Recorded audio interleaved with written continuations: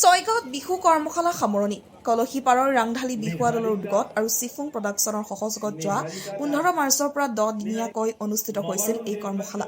এই কৰ্মশালাত বিহু নাচ, বিহু ঢোল বাদন আৰু পেঁপা বাদনৰ প্ৰশিক্ষণ দিয়া হয়।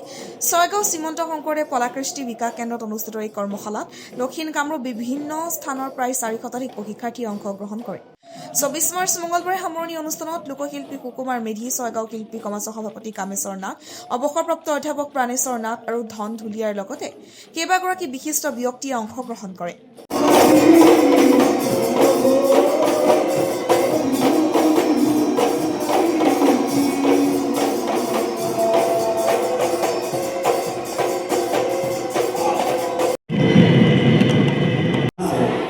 প্ৰাণ থকা মানে আমি মাটি আৰু মানুহ আৰু জীৱন জীৱিকাৰ লগত আমাৰ সম্পৰ্ক আছে।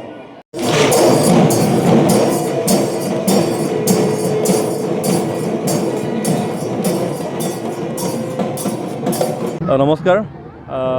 অসমৰ এটি আগশাৰী বিহুৱা দল কলহীপাৰৰ ৰাংঢালী বিহুৱা দল ছয়গাঁৱৰ আমি যোৱা 15 তাৰিখৰ পৰা এটি বিহু নাচ আৰু বিহু দলৰ কৰ্মশালাৰ আয়োজন কৰিছিলোঁ। এই কৰ্মশালাটিৰ ৰাজধানী সফল সামৰণি আজি। তাৰ কাৰণে দেখিছে গোটেই পৰিৱেশটো উখল মাখল পৰিৱেশ এটা হৈ আছে। যদিও বতৰে অকণমান বিঘিনি ঘটালে, তাৰপিছতো আমাৰ অনুষ্ঠানটো খুব ভালদৰে আজি সমাপ্ত হ'ল। এতিয়া খুব দূৰৰ ল'ৰা ছোৱালী আমাৰ মাজত এইবাৰ আহিছে ইয়াতে।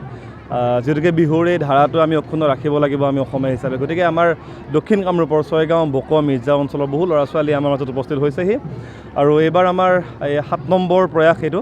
আমি এইবাৰ শ্ৰীমন্ত শংকৰদেৱ কলাকৃষ্টি বিকাশ কেন্দ্ৰৰ বাকৰিত আমি এইবাৰ অনুষ্ঠিত কৰিছোঁ।